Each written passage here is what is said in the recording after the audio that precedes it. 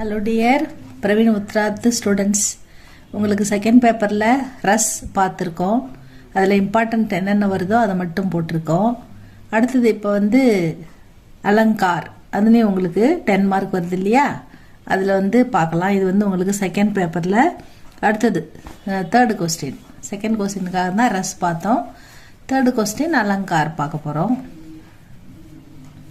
அந்த அலங்காரில் இந்த ஜிஎம்வி கைடில் உங்களுக்கு இந்த கியூஏ புக்கில் கொஞ்சம் சின்னதாக அழகாக இருக்குது.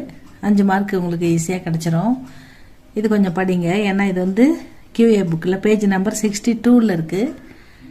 யமக் பார்க்க போகிறோம். யமக் அலங்கார், அலங்காரம், சந்து, ரஸ்ஸு, அலங்கார், சந்து, இது எல்லாமே ஒரு கவிதையை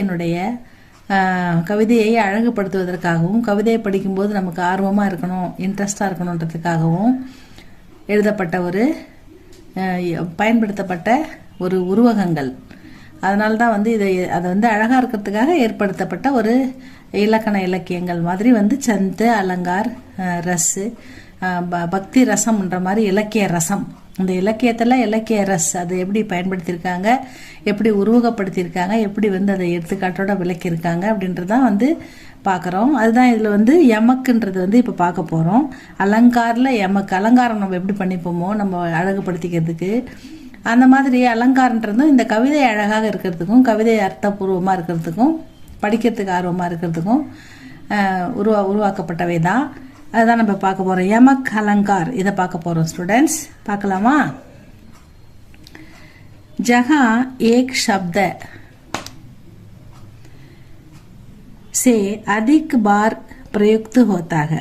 அதாவது ஜஹா எங்கெல்லாம் ஒரு வார்த்தை, ஷப்த, ஏக் ஷப்த, ஏக் சே ஒன்றை விட, அதிக் பார் ஒரு முறையை விட அதிக முறை, பிரயுக்து ஹோத்தாக பயன்படுத்தப்படுகிறதோ, பர் உன்கே அர்த்த, ஒரே வார்த்தையை பல இடத்துல பயன்படுத்துகிறாங்க, ஆனால் அதுக்கான அர்த்த பர் உன்கே அர்த்த, அதுக்கான மீனிங் பின்ன பின்ன ஹோத்தேங்க. ஒரே வார்த்தை தான், அதுக்கு வேற வேற மீனிங் பல முறை பயன்படுத்தப்படும் போது ஒரு முறை ஒரு மீனிங், இன்னொரு முறை இன்னொரு மீனிங், இந்த மாதிரி வேற வேற பின்ன பின்ன அர்த்தம் வருது.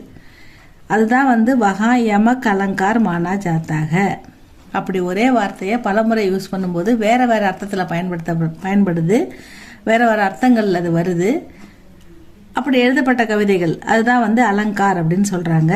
இஸ்மே பின்ன பின்ன அர்த்த ஹோனே வாலே ஷப்த கி ஆவருத்தி ஹோத்தி ஹை. இதுல பின்ன பின்ன வார்த்தைகள்ல ஒரே வார்த்தையை பின்ன பின்ன அர்த்தத்துல யூஸ் பண்றத பயன்படுத்தியிருக்காங்கன்னு சொல்ல வராங்க. ஜெய்சே